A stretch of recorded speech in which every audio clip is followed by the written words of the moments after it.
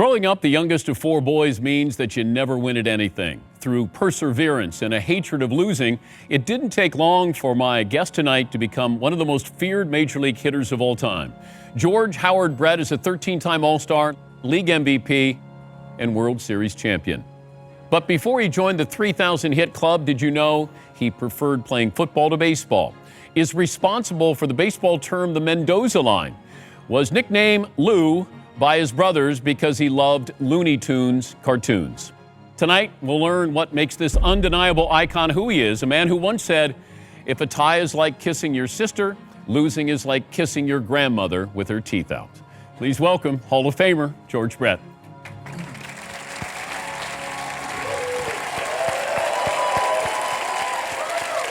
What a crowd. How are you, buddy? Bud? How are you? Good. Thank you. Got a good crowd here. Yeah. You always amazed me with your demeanor. If I saw you in a locker room after a game, I didn't know if you were 4 for 4 or 0 for 4 by your demeanor. Where'd that come from? Going 0 for 4 a lot. That didn't happen. And trying to be happy. Yeah, that didn't happen very often. It was more important to me if we won or lost. And it didn't matter if you went 4 for 4 and lost. I probably had the 0 for 4 face on. But if we went 0 for 4 and won, I had a 4 for 4 face on, to be honest with you. Because that's all that matters. You get out there and you do the best you can for 2.5 hours back in the 70s. 2 hours, 45 minutes in the 80s, now 3 hours in 2000s. You know, the games are a little bit longer now, but it was just going out there, Dan, and I had 3 goals every time I took the field. One was no one was going to have more fun than me. That was the easiest goal to do. Every day, no one was going to have more fun. The second goal was to be the dirtiest player after the game. That was hard. Because you mean your uniform dirty? Uniform dirty. Yeah. Well, I didn't, uniform. But, and you have to get on base to do that. You have to dive for balls at third base or first base, wherever you're playing that day. And the third goal was always to be the best player on the field. Now, that was the hard part. But that doesn't mean you can't try. And I think if you go in there with the first attitude, no one's going to have more fun. It's going to make that third attitude to be the best player. It makes it easier. Now, there were a lot of times I was, but there are a lot more times than I wasn't, but that doesn't mean you can't try. You are born in West Virginia. Yeah, I never asked what we were doing in West Virginia. Never asked. Because my parents were both born in Brooklyn. My 3 brothers were all born in Brooklyn. I was born in West Virginia, and we moved here when I was 2 years old to Southern California. You grew up the youngest of 4 boys. So You're going to get picked on, beat on. You're trying to tag along with your brothers there. What was life like growing up, youngest of 4? Well, my father always compared me to all 3 of my brothers. My brother John was a tough guy, street fighter, but loved the game of baseball. My brother Ken might have been one of the best athletes ever to come out of Southern California. Was drafted number 1 by the Boston Red Sox in 1966 out of high school. And the next year was pitching in the World Series. Youngest pitcher ever to pitch in a World Series game. 1 year out of high school. And my brother Bobby was a good baseball player, a good basketball player. And my dad always compared me to them. You're not as tough as your brother John. You're not as good a fielder as your brother John. You don't hit as good as your brother Ken. You play basketball like a girl compared to your brother Bobby. Bobby's a better baseball player than you, and I was always compared to him. And all I ever wanted was for my dad to say, you're going to be good someday. But I never got that, Dan. I never got it. And I remember when we were kids, we would go to a field, and we always had a bunch of baseballs around the house. And we had a dog, and the dog would chew them up a little bit. And we would go hit. My brother John would pitch to my brother Ken. My brother Ken would pitch to my brother John. And then they'd pitch to my brother Bobby. And you know what my job was? Shagging. I shagged. Then all of a sudden, it was time to go to the beach because we grew up half a mile from the ocean in El Segundo. I never got to hit. All I did was shag. And they made me count the balls. You know, we'd go out there with 18. We couldn't leave unless we went home with 18. And so they're all over the place. I'm just running out trying to get it. Hey, it's my turn to hit. No, it's not. You're not hitting today. We're going to the beach. But why was Dad tough on you? You know, he was tough on all my brothers. He was really tough on my brother John. Kemmer never did anything wrong. He was a great student, great athlete, never got in trouble. My brother Bobby, good student, good athlete. He didn't get in trouble. I was not a good student. I was a pretty good athlete. What role is mom playing through all of this? Mom was, my dad was tough guy, my mom was love. All she did was give out love. Great team mom. Yeah. Took one for the team. She definitely did. But when you didn't get love from dad, you knew you could get love from mom. Sure. That was a given. I mean, I think every mother's going to be like that. She was just always there, and she was always at my games because I had 3 older brothers playing Little League. I had 3 older brothers playing, American Legion, high school baseball. So my dad would always go to their games. My mom always came to mine. Yeah, it's always interesting where, you're trying to figure your spot in the pecking order here. I knew where my spot was. I knew right away. I was last. You were at the bottom of the totem pole. I was last. I'll give you a good example. I was the one that not only cleared the dishes, but did the dishes. And my dad told me one time, if I see one dirty dish, you're going to wash every dish in this frickin' house. But that can motivate you or affect you 2 different ways. That can empower you that I'm going to be great, or it can defeat you. Well, I think it did the first one, because I kept on. I never got accolades from my father, never once. And it kept me driving to get it. It really did. My dad he couldn't even play catch. I don't think he ever played baseball in his life. He was the most unathletic person you've ever seen. I always say he couldn't walk and chew gum at the same time. And they had a women's softball league at El Segundo, and my mom was on the team. So I think me and my brothers got all our athletic ability from my mother and not my father. How big a deal was it that here's your brother in the World Series, and he's just a year out of high school, whole family shows up, Yeah. Red Sox, Cardinals? Red Sox, Cardinals. We flew back to St. Louis, staying at the hotel. I remember going to Stan Musial's restaurant, Biggie's, and I stole the fork there because it had Stan Musial's name on it. I stole a fork or a spoon or something out of the restaurant, and so my brother says, "Come on, you want to ride in the hotel or ride to the ballpark with us on the team bus?" So how old are you? I was 13 years old. And So I ride to the ballpark. I ride to the ballpark with my brother and the Red Sox. Well, what happened in '67? Didn't Yaz hit for the Triple Crown? And he was already my favorite player because I tried to emulate him when I hit. So my brother introduced me to him, sitting 2 rows behind him. And they were all so nice to me. But you loved football more than baseball, didn't you? I thought baseball was boring. I thought football was more fun. I wasn't as good a football player as I was a baseball player. When I was young, I was ambidextrous. I still am, but I have 2 broken shoulders, so I can't do it anymore. But I used to roll out to the left, throw right-handed, roll out the left, throw left-handed. And I thought that would be something really good for a college coach to see. I was told that you were equally bad right-handed as you were left-handed as a quarterback. They used to say my passes looked like Jim Bowie threw them, like a knife. They weren't tight spirals. They were all wobbly and stuff like that. But I enjoyed football. I really did. And I remember when it was baseball, we played baseball. Football, we played football. Basketball, we played basketball. But baseball, we played with the same guys, and there was always a lot of competition. My senior year, I'll go back to my junior year, we lost in the state championship game to a team from Lompoc, California. They had two number one picks on it our senior year. So we played that same team my senior year, and the 6 seniors that we had on the El Segundo Eagles got drafted. Now tell me when that's happened before. We lost 1 game all year. We lost 1-0. The next year, our starting pitcher, when I was a senior, he was a junior, Scott McGregor. 20-game winner in the major leagues, won 7th game of the World Series. So that's how good our team was. You're not a good student in high school. My biggest regret. It's my biggest regret in life. Were you purposely not a good student? I wasn't interested. It was.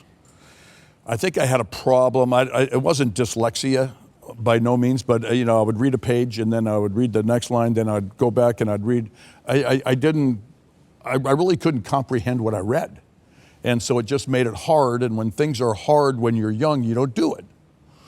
I'm a good reader now because I read books, and I don't have to, but I want to. Did your parents know you had No, they just put it this way. Report cards weren't a fun day for me when I came home. They weren't fun, I don't think, for my brother John, my brother Ken, and my brother Bobby. Loved to bring the report card home. You know, I brought it home, and they have to if sign I got it. all C's, I mean, they were ecstatic. And there was a couple of times. I remember one year I went to summer school and got an F. 6 weeks of summer school, 3 hours a day, and I got an F. George, that's impossible to do. No, it's not. It's not. Then I had to take it over again in the regular semester. But my last year in college, or my last year in high school, Dan, I did get 5 A's and a B. I'm not going to tell you what classes they were in, but I got 5 A's and a B. What did Dad say? He was very excited, but he said it's a little too late. Because still no colleges wanted me. There was a story that my mom told somebody one time that my dad and my mom were having dinner, and I must have been out that night, having dinner at the house, and I was still in high school, and my dad said, "Poor George, he's probably going to live with us the rest of his life." That's how much confidence my dad had in me, you know. It felt like growing up that if it was major league or bust here for you. Did you feel like that you only had one thing that you were going to be able to do if you're able to do that? Well, what was plan B? Plan B was my brother John. My oldest brother he would build houses. I would have built houses for him. You know, done something like that. It's the only thing I knew. I mean, I didn't even have a college scholarship. I had none. And I got drafted by the Royals in the second round, and Dad's got to be happy. Very happy. Okay, so Very you're flying to Billings, Montana. Right, from LAX. So shake hands with everybody, and all of a sudden I start walking down the ramp to the airplane, and I started bawling. And I'm going, oh my God, am I good enough to do this? And I was just scared of the challenge that lay ahead. And I remember walking on the plane and finally getting all the tears out of my eyes. And I sit down, and I'm sitting next to a guy named Craig Perkins, who was a catcher at USC that year, who the Royals drafted in like the 4th or 5th round. So he and I are going to be teammates. All of a sudden now I know somebody, it's going to be a little bit easier. And I get to Billings, and man, I had never been to that part of the country before. And our first trip was to Caldwell, Idaho, 13 hours on a bus, making $500 a month, $3 a day meal money. And I'm going, man, this is going to be a tough summer. But it was a lot of fun. I did a lot of growing up that first year. Did you have doubts in Billings? I had doubts in Billings. I had doubts in San Jose. I had doubts in Omaha. I had doubts in Kansas City. I had doubts in Oakland. Everywhere I went, I had doubts. The game was hard. I mean, it was not easy. What was it like that call-up? When you get called up, I think you're playing at Comiskey. Yeah, I was playing in Omaha, and Harry Malmberg was my manager. I had him the year before in San Jose, and I hit 280, I think, in A-League and went to AAA, and that doesn't happen. Big jump. And all of a sudden, Harry comes over to an apartment one day, and I was living with Buck Martinez, who's a great announcer and was one of my all-time favorite teammates. And I was living with Mark Littell. Pitcher. And all of a sudden, Harry knocks on the door and says, "Hey, congratulations, you're going to the big leagues." And me and Buck say, "Congratulations, Mark." He says, "No, you." I said, "Me?" He says, "Paul Shaw, who was a third baseman for the Royals, sprained his ankle. You're going up." I get there, and I find out I'm playing. Harry said, "You're not going to get there in time. You're not going to play." I get there, and my name's in the lineup hitting 8th. I'm going, oh, my God. Run out there, take 5 swings. The last group have come in. My heart's in AFib constantly. And the first pitch I saw, I hit a line drive right up the middle, and Stan Bonson catches it. I go, you got to be kidding me. And then I got a bloop hit to left field. You call home after the first hit? No, I didn't, because, again, no cell phones, and we went right from the locker room to the airport, to Minnesota. Probably called home when I got to Minnesota, but, yeah. Is that a big deal? Everybody was excited. Oh, they were. Well, my dad, he got every paper. When I was in Billings, he got the Billings Gazette. When I was in San Jose, he got the San Jose paper. When I was in Omaha, he got the Omaha World Herald. And he would take it harder than I would. My job was, hey, it's over. We'll get them tomorrow.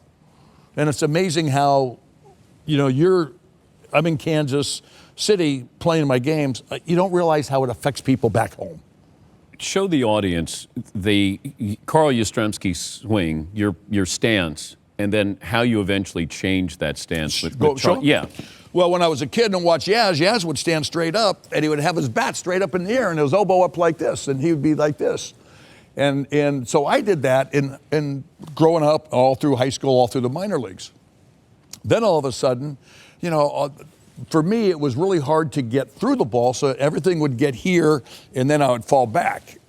And then that didn't work in 1973 in the big leagues.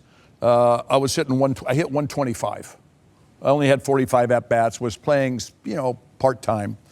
1974 at the All-Star break, Charlie Lau says, George, I think you got a chance to play, but you got to change some things. You're not Carl Yastrzemski, and I've worked with some guys, and we've made some adjustments. I think if you give me your heart and soul and do what I tell you to do, you'll be a pretty good everyday player. And I went from hitting like this the day before the All-Star break in 1974 to hitting just like this. I closed up my stance. I got down here. I put my bat right on my shoulder. Our goal was to hit 250 the rest of the year. A month later, I was at 250. And I walked into that dugout. And I said, Charlie, we reached our goal. I'm at 250. He says, bullshit, our goal's 260. I get to 260, 270, 280, 292, 4 games to go in the season, and Charlie Lau was fired. I went 0 for 11, ended up hitting 282, and I swear to you right now that I really believe if Charlie Lau wouldn't have got fired, I would have hit 300. Your dad's reaction to you changing your batting stance was what? How can you listen to that guy? His career batting average was 180. What does he know about hitting? You look like an idiot up there. You're not going to be able to hit like that. When did it click? I think in 1975, I hit 300 for the first time. And then in 76, I won my first batting championship. And really pissed off Rod Carew because he had won 7 in a row. Beat him on the last day of the season. And he was really pissed because in 1977, he hit 388. And it looked like he had that bat barely in his hands. Well, everybody does. All good hitters do that. The tighter you grip it is more tension. It looked like it could fall out of Rod's hands. Yeah, and that's what it is. I try to, when I tell people how to hit, I say, imagine your baseball bat's a tube of toothpaste. And you turn that tube of toothpaste upside down and you undo the top. If you're squeezing your bat where toothpaste is coming out, you're squeezing it too tight. And so what will happen is you want your hands real loose. And if you have loose hands, you'll have loose arms. And if you have loose hands and everything in your body will be loose. It'll be more fluid. But if you're up here like this, you're too tense. And at contact, it'll tense up. But until contact, you want everything as loose and free and flowing as possible. And that's where you get your bat speed. The rivalry begins in 1976. Oh, what a rivalry that was. I really think the Yankee-Royal rivalry probably was the best in baseball at least in the American League back then, because I know the Dodgers and the Giants have never gotten along. 1976 ALCS, you're down 3, and you come to the plate, and this is what happened. Couldn't have a better man up. High drive, hit to right field. Home run. It's gone. There it is. The ball game is tied. Mark Littell delivers high drive, hits it right center field. That's gone. It is gone. Chris Chambliss has won the American League pennant for the New York Yankees. What a way for the American League season to end. What happened when Chambliss hit that ball? What did you think? Well, I thought it was a fly ball because I'm used to playing in Kansas City. If we're playing in Kansas City, that's not even on the warning track. We had the biggest ballpark in the league. And the ball was hit so high, I didn't think it was still out in Yankee Stadium, but it was. And, it was tough. Hal would always say, what could I have done different to change the outcome of this game? Could I maybe stretch that ball from a single, a double? And you kind of go through all the plays that you were involved in, and you say, yeah, we lost by 1 run. I could have done something. I could have done something maybe a little better, a little smarter. Maybe if I didn't swing at that pitch and waited for a better pitch. But that's how you get better, self-analyzing. But do you realize that this could be the start of a rivalry?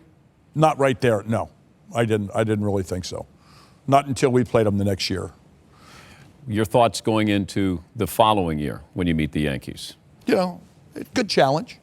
Good challenge for us. The one thing the Yankees always would do is they would always go out and get that big free agent that they needed to really put them up one more notch, where our philosophy in Kansas City, or I should say our owner's philosophy in Kansas City, he didn't believe in free agency. We would have to do it through a trade or through minor leagues, and we would usually do it through the minor leagues, bring up somebody. And so they always had a lot more experience than us, but it was another good series. And here's how it played out. Game 5, ALCS, Yankees-Royals. That ball's going to be over the head of Rivers, maybe. No, it's going to be over Rivers' head. Going for third.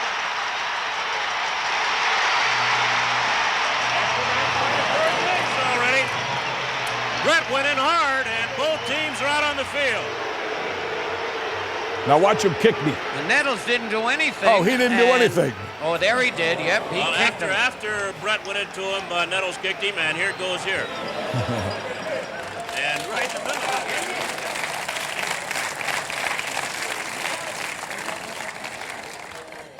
Here's the amazing part of that. No suspension, No no one kick got out. thrown out of the game. Now what would happen to you? Oh, you'd be out for 10, 5 games at least. At least. But here you are in the playoffs. It was playoff atmosphere baseball. And like you pause for just a second. When you're sliding hard, you get up, and then why is Nettles? I don't, because I slid in hard. If he wouldn't have kicked me, I wouldn't have done a thing. But he kicked me, and no one's going to kick me in the face and get away with it. You could, but that's it. But the fact no one got suspended. Yeah, nobody even got kicked out of the game. I remember they came over and they broke it up, and Whitey Herzog had me, and everybody had everybody else, and next thing you know, the umpire comes over and he says, you even say one word to him, I'm going to throw you out of the game. That's what the umpire told me. You say one word to Nettles, and evidently they told him the same thing. Say one word, you guys are both gone. So you lose the pennant to the Yankees, and they're celebrating on your home field. Yeah, there. that was tough. But you're starting to think about winning championships here. You can be an all-star, you can win a batting title. Great ones win championships. Right, and we thought we had good enough teams. I think in 77 we had the best record in baseball, 102-60. And you played a different style of baseball than anybody else. You took advantage of your ballpark. You had pitchers. You guys took the extra base. You weren't a home run hitting team. No. Well, it's the biggest ballpark in the league. We had guys that could run. We had 7 guys or 8 guys who could steal whenever they wanted to. Hal McRae and I would put the hit and run on whenever we wanted to. And we would just run teams to death in Kansas City, much like Whitey did in St. Louis when he was there. We would go to Baltimore and maybe hit 2 or 3 home runs in a 3-game series where they might hit 6 or 7. But we would double and triple them to death in Kansas City. The Royal organization built that team on speed and defense, and that's all we had. And it was good enough to get in the playoffs. Maybe not good enough to win the playoffs, but good enough to get there. What are your goals at this point? You've lost the ALCS twice now. Twice? To get back there. So all you can do is get back there. But that's all you're thinking is just get to a World Series? Or are you saying, you know what? Well, we thought we were good enough. I think the first year the Yankees lost after they beat us in '76, I think they lost the World Series. I think the next year they won it.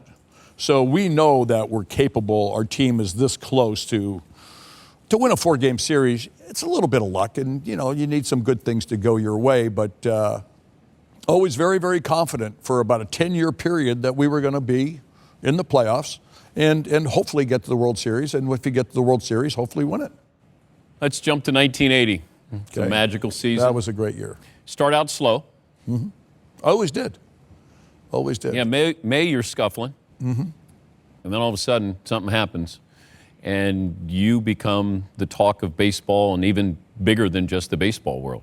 All of a sudden, Dan, it just started snowballing. I don't know what I was hitting at the All-Star break, maybe 340, 350, and all of a sudden, I think I had a stretch of 6 games in a row where I had 3 or more hits, and I think I had a 4-hit and a 5-hit game in there, so maybe 20 hits in a week.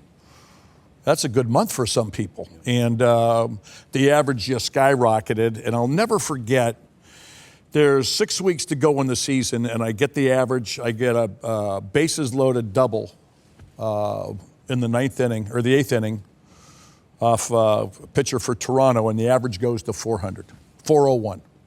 6 weeks to go in the season, and all of a sudden, all these reporters from nowhere show up. And they go, hey, can you hit 400? And I'm going, yeah, right. There's 6 weeks to go in the season. I'm swinging the bat good. I'm seeing the ball good. And as a result, I'm getting hits and the average has climbed. Little did I know that for the next 6 weeks or 4 weeks, I was over 400. Now I'm going to the last 2 weeks of the season trying to become the first player to hit 400 since Ted Williams in 1941. And all of a sudden, and I'm pretty relaxed through this whole thing. And all of a sudden, after talking about this magical number, 400, for a solid month, it's like, God, this is kind of important. I want to do this. Well, to set this up, you have the campaign trail with Ronald Reagan and Jimmy Carter. Mm-hmm. We have a Cold War going on with Russia. We got the Iranian hostage crisis going on. People want something positive here. And you were that beacon of light that maybe we were going to see a magical run of 400 here. Yeah. All of a sudden, now I went out and it became important, where before it wasn't important. When I was over 400, it was easy. You go 1 for 4, you're still over 400. You go 0 for 3, you might still be over 400. But when you're under 400 and you go 1 for 4, you're dropping, and you're dropping fast. You guys are playing at a really high level. You guys are winning your division. So the games there in the last couple of weeks aren't meaningful games.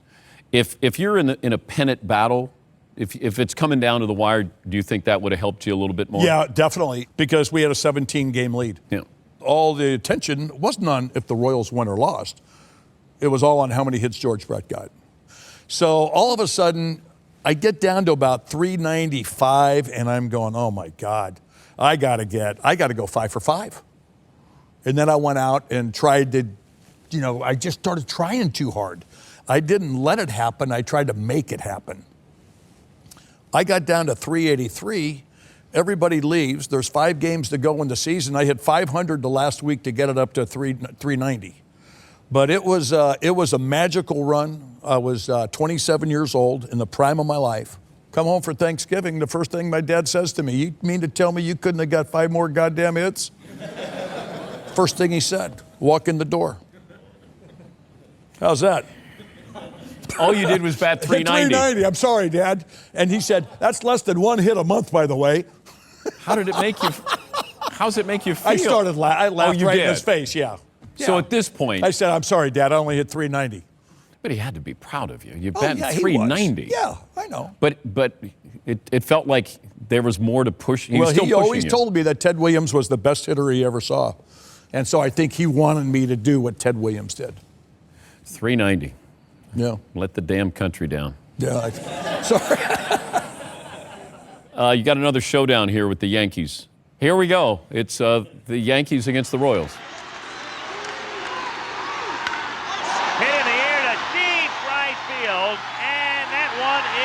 God. Called strike 3, and Kansas City wins the pennant. Cool. I could have watched that one all day. You like that highlight? Yeah, I like that one. Okay. There'll be a few more, hopefully, you'll show I'll like. Okay, before we get to the accomplishment there, the pitch that Goose Gossage throws you. Right. Goose was throwing 98 to 100 miles an hour, and He threw it right down the middle. And Dan, if I was going up there thinking I was going to hit a home run, it would have never happened. All I wanted to do was hit that ball hard somewhere. I had a good loose swing. I didn't have all that stuff we talked about earlier. My hands were loose, my body and everything nice and fluid. Boom, I got the head out. Bat angle was perfect in the upper deck, and probably that was the biggest hit I've ever had in my career, right there. That put us in our first World Series. How does that feel? Oh, you don't feel a thing. When you hit a ball like that? You don't feel a thing. You just hear a loud crack. The roar, the ball hitting the bat, it's really a loud noise, but there's no reverberation or nothing in your hand, nothing. I hit that right on the sweet spot of the bat. Now, if I would have got jammed, it would have hurt like hell. You'd still be pulling splinters out of my fingers, but by far the biggest hit of my life. So now we got a World Series. Yeah. The importance of this to you individually. I think after getting so close to getting to the World Series, now it really means something to go out there and win one, because we lost 3 years in a row getting there. And to go play the Phillies, and the Phillies and the Astros had this crazy playoff series that year. And we swept the Yankees in 3 games. I think deep down inside, a lot of us were pulling for the Astros, because the Phillies had done what we had done. They had lost a few playoffs before. The Astros never been to the playoffs. Yeah. So we were all pulling for them, at least I was. And then when the Phillies won, I said, okay, now we got to go play Schmidt, Carlton, Bo. They got a pretty good team. Where Houston had great pitching. Nolan Ryan, Scott, and their position players weren't that well known. And I thought we'd have a better chance of beating them, but we lost the first two games of the World Series in very untypical Royal fashion, because we were leading in the 6th inning of both games and lost both of them. So you lose the first 2, you leave during the second game.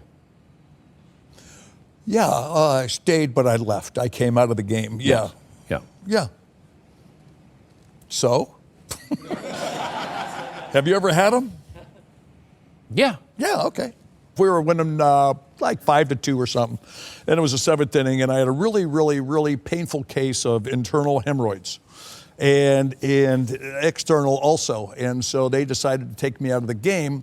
And I remember talking to my dad afterwards. He said, Jesus, you got hemorrhoids? How do you have hemorrhoids? You couldn't play with hemorrhoids. I'm saying, Dad, I played. I'm going to play the next day. It was just ridiculous, where you couldn't concentrate on anything but that.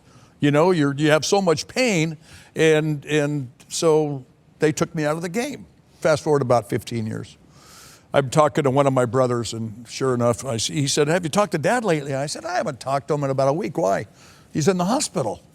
And I go, in the hospital? What's wrong? He's got hemorrhoids. I said, give me the number. Give me the number. He's at Daniel Freeman Hospital in Inglewood. Give me the number. He answers the phone. Hello. I said, hey, Dad, George. Yeah, what do you want? And I said, how the hell? I didn't even spend the night in the hospital when I had my hemorrhoids taken out. He said, oh, I'm so sorry. I never knew. I said, Dad, you don't even have to slide. You don't have to run. You don't have to do anything.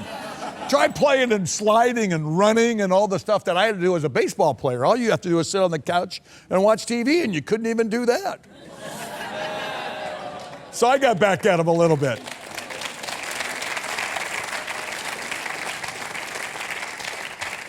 The national reaction to it, though. It was embarrassing. Yes. It was real embarrassing.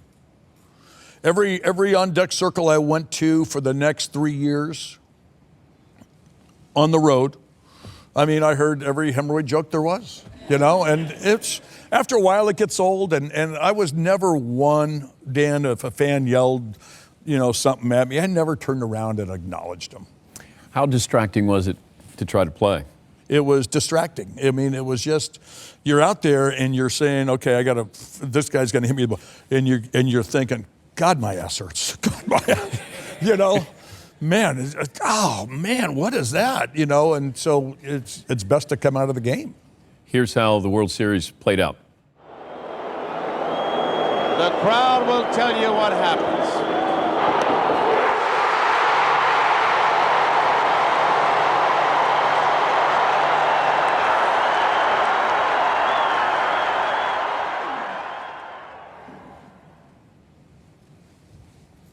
Good experience. Yeah? Good experience. What'd you learn from it? Oh, what did I learn from it? I learned how bad I really wanted to win a World Series. You know? Once you get there. Huh? Once you get there and then you lose how one. Important. That's just as tough. It's even tougher. You know, it's a lot of guys were saying, hey, it's our first World Series. At least we got there. You know, I'm not buying that. I didn't buy that. You come so close to grabbing the biggest accomplishment a team in baseball can ever have, and you come that close, you know, you can't walk away saying, oh, we'll get them next year. You can't do that. It was, you know, frustrating because that's 1, 2, 3, 4 times in a row you've been to the playoffs and you haven't won the World Series. 3 times in the playoffs you didn't even get to the World Series, and then we finally get to the playoffs, beat the Yankees, and we still don't win the World Series. So I'm saying, God, I hope we don't have to go through this 2 or 3 more times before we finally do. In '81, we strike shortened season and all that stuff. We had a playoff series with Oakland, and we lost to them, and then they went on. In '84, we lost to Detroit. They went on to win the World Series. So, you know, for a period of 10 years, 76 to 85, we had to be considered the model franchise in all of baseball because we went to the playoffs 7 times, and no other team did that. Which brings me to your quote. If a tie is like kissing your sister, losing is like kissing your grandmother with her teeth out. I really don't remember saying it. I never was that close to my grandmother's because they lived in New York. I lived in California. So, but if I said it, I guess I said it. But you don't remember saying that? No. But I think there's a scouting book, Art Stewart? Art Stewart, yeah. And you wrote the foreword. Right. In the foreword, that's the quote. What was the quote? The one I just talked about, kissing your grandmother. Oh. Did you write the foreword to this book? Somebody else did for me. Come on. Do you write forwards? I've written a foreword. Let me ask you a question. Let me ask you a question. Okay. Have you ever written a foreword before for someone's book, Dan? Have you? Yes. Did you actually write it, or did somebody else write it and you say, okay? I knew what was being written. Okay.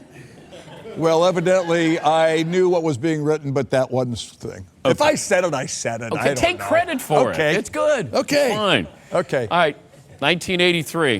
1983. Pine tar. Pine tar. Any idea going into that game that there's any suspicions about your bat? No, none whatsoever. I had used that bat. It was one of the best bats I have ever gotten. I think it was a 9-grainer, which there's only 9 grains going through the whole bat. And that bat was hard. And I bet I used that bat for over a month. Well, you put pine tar on a bat for a month, it's gonna start bleeding into the wood, and the levels, you know, it's just gonna start building up. And I had no idea, Dan, in all honesty, that bat was illegal. And that's why I never did anything about it. This is how it played out with the Pine Tar game at Yankee Stadium. The pitch deep to right field. Holy cow, I don't believe it. Home run for George Brett. And Billy Martin now is coming out. He wants to take a look at that bat. And if he wins this, there will be chaos. Do you remember that? I can't believe that. Wait a minute, Bill. I can't believe that. They did that to Thurman Munson out in Minnesota. Brett is upset, and I can't believe that, Phil. I can't believe they'd call Brett out here. He is called out, and the Yankees win the game 4-3, but it's one of the most unbelievable endings I have ever seen. Unbelievable ending is right. Yeah? Yeah. I guess the word was that Nettles and Billy Martin saw this earlier in the season. They looked at the bat. We played the Yankees 2 weeks prior to that, okay. and the bat, Greg Nettles said, hey, God, he's got so much pine tar on that bat, I think it's an illegal bat. I didn't do anything in that series to affect the outcome of the game. You know, if you get a single in the 3rd inning with 2 outs, they don't care. They were waiting for something in the 7th, 8th, or 9th inning that might change the outcome. So they didn't say a word, and then sure enough, 2 weeks later, I got the same bat, and it's got, you know, 14 more days of pine tar built up on that thing. And so we go in there, and that was the last game of the series. And then in the ninth inning, 2 outs in the ninth inning, we're down by a run or two, and then I hit that home run. And they said, I think that's going to affect the outcome of this game. Let's go out and challenge it now. And that's what they did. And God, it was crazy because I have never heard of that happening before. Yeah, you go back and you look at that, and it's amazing because then they have to have a redo. They have to pick up the game. Yeah, and can you believe they kicked me out of the game? So you can't play. They kicked me out of the game. Okay, so they allow the home run, right? But you're not allowed to play in the resumption of that game. Right, because I got kicked out because of yelling at the umpires. Did you get fined? No, never got fined. 20 years in baseball, never got fined. Do you even recognize, like, you played with passion? Yeah. But who is that guy, though? Let me ask you guys an informal question. Would you rather be remembered as that incident right there, or would you rather be remembered as the guy that had to come out of 3 innings of a game in the World Series because of hemorrhoids? What would you rather be remembered for? Right? You're right. It's the greatest thing that ever happened in my life. It is. Now, sometimes I have to remind people, hey, I was the hemorrhoid guy too. So that wiped that away, no pun intended. Oh, by far, yeah. 1984, you're 32. Get a little banged up, though. Injury starting to set in, and are you hitting the reset button? Maybe I need to kind of figure out how to take care of my body? I had to really make a decision in my life if I was going to be dedicated to wanting to be the best again, because I don't think I was for a few years. And I'd gotten banged up, and Avron had said some words to me, and so I hired a trainer, and we worked out all winter. I lost like 25 pounds. I go to spring training. Everybody says, George, you're too skinny. You gotta put some weight on. I couldn't get the ball out of the cage. I mean, it was just brutal. And all of a sudden, the swing started coming. And in 1985, I had the best year I've ever had in my life. And I'll put that above the 390 season because I was able to play 159 games. You get to the American League Championship Series, and you're going to face Toronto. Mm-hmm. Now, this goes from being a best of 5 to that year being a best of 7. Right. Because you guys are down 3-1. So it would have been over in previous years in the American League Championship Series. Right, it would have been over, yeah. Here we go. Slaps it. Brett makes a fine play and comes home. What a play!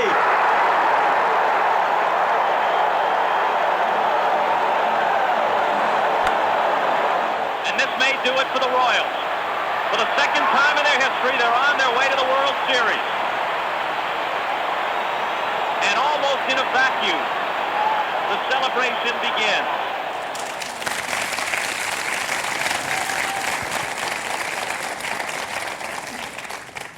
That swing is good, man. That was a good swing. I had a good swing that day. Wow. Best game I ever played.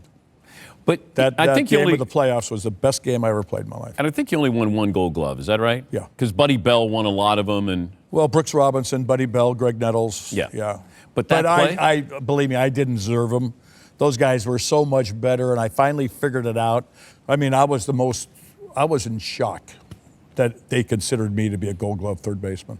So that sets up the I-70 series. Right. Kansas City, St. Louis. Mm-hmm. What are you thinking? I thought it would be interesting. Other guys said it first, and I started thinking of it. I said, Dick Hauser was a perfect manager for that team because we were last in so many categories, offensive categories, and yet, when things aren't going good, managers sometimes go in the locker room and they start screaming and throwing things. Dick never did that. Dick would come in and he was calm, he was poised, he was confident. When he had a meeting, he never raised his voice. At the end of it, he said, I got all the trust and confidence in you guys. Just relax, go out there and play your baseball. We'll be fine. Where other managers are picking up these chairs and throwing them and guys are ducking, he was the perfect mold. He was the perfect guy to mold that team. This is how it looked. 2 out, bases empty, no score in the bottom of the first inning. Brett at the plate. And he rips it into right field for a base hit.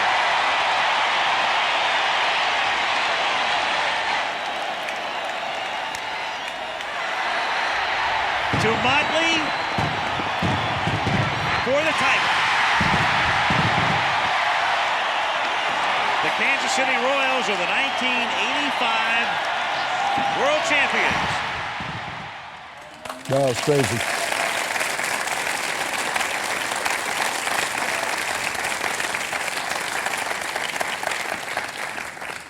You're a champion. Yeah. Do you feel different?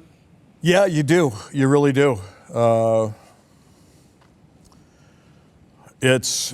don't wake up every morning and say, God, I'm a world champion. I'm a world champion. I'm part of a world championship team, but it is just that total feeling of accomplishment where before you accomplish things, and there's always, God, we could have done a little bit more. Maybe we could have done a little bit more. But I think when you do that, you wake up the next morning, obviously with a really bad headache, and you're saying, man, we finally did it.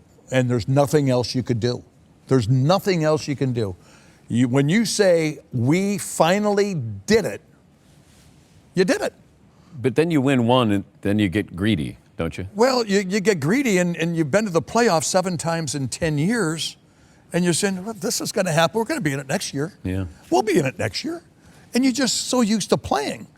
I really thought, Dan, after 85, I'm going, God, you know what? We're going to win like 4 or 5 rings here. 4 or 5. But you're so used to going, and then all of a sudden, other teams get a little better, you get a little older. You might lose somebody might get traded, somebody might get released, they might get a better player, and all of a sudden, they're better than you are for a long stretch of time. I mean, it was strange. But then you have a magical season, 1990, individually.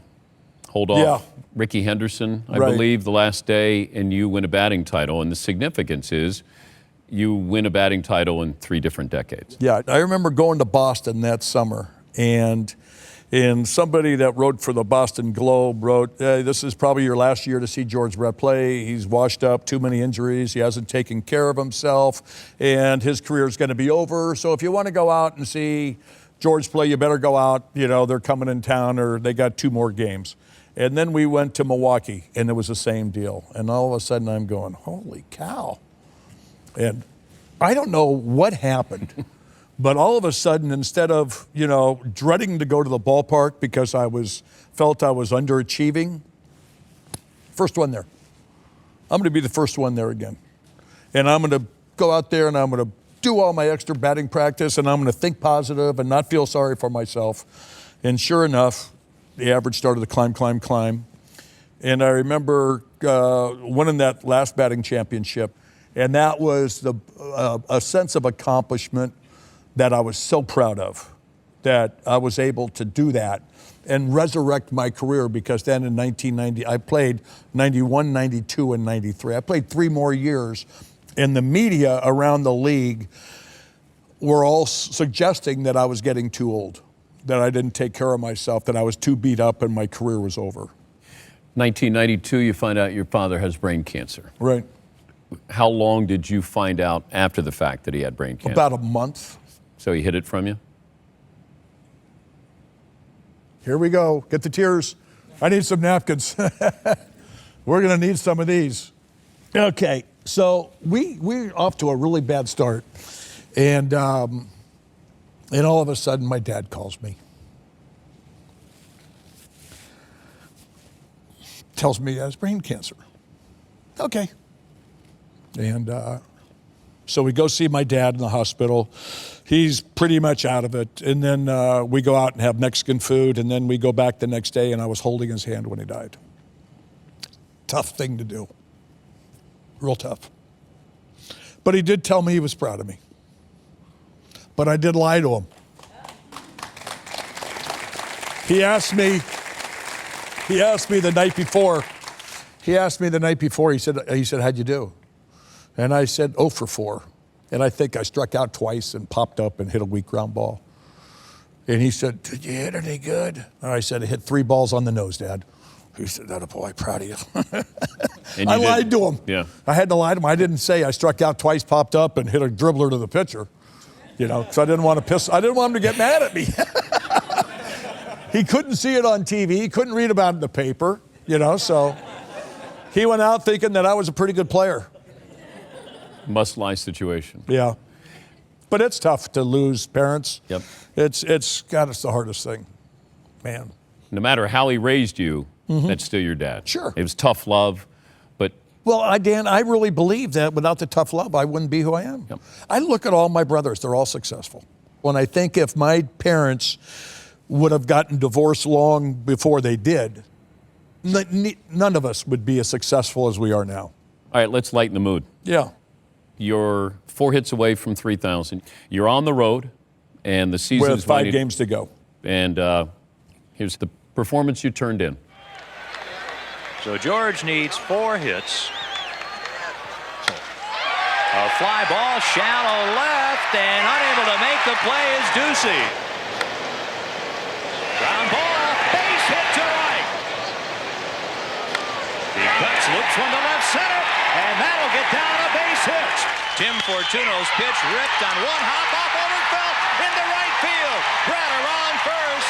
He is safe, and the teammates feel it's a hit. And that is number 3,000. The fireworks go off. George Brett with a 4-for-4 night in Southern California has his 3,000th hit. Number 3,000 for one of the great players of all time, George Brett.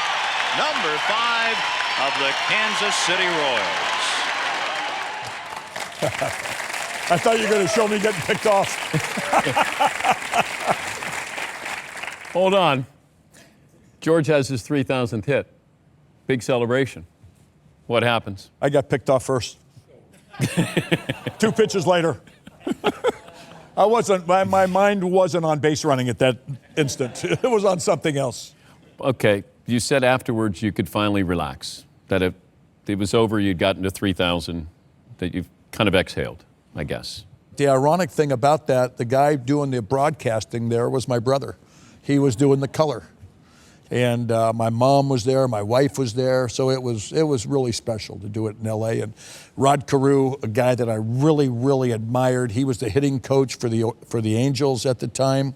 He was, as I'm standing at first base, looking at home plate, he's in that dugout, so he's standing up, waving to me, going like this. And that really, when a guy that has 3,000 hits acknowledges you, that's special.